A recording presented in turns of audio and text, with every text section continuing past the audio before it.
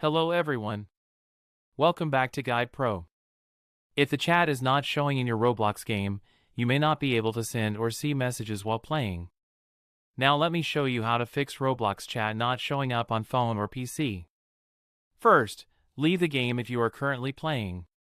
Now open Roblox and go to the More section. On phone, tap the More icon at the bottom.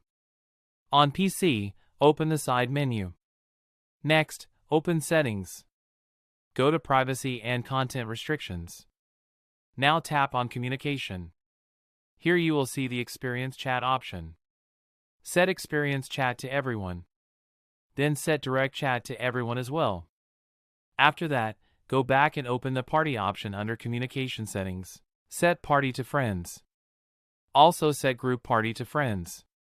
These options control party chat and direct messages, so changing them can help fix chat issues. Now open any Roblox game again and check the chat. The Roblox chat should now appear in the game. If the chat is still missing, try signing out of your Roblox account and then sign in again. That is how you fix Roblox chat not showing up in games. If this helped you, like the video and subscribe to Guide Pro for more Roblox troubleshooting tutorials.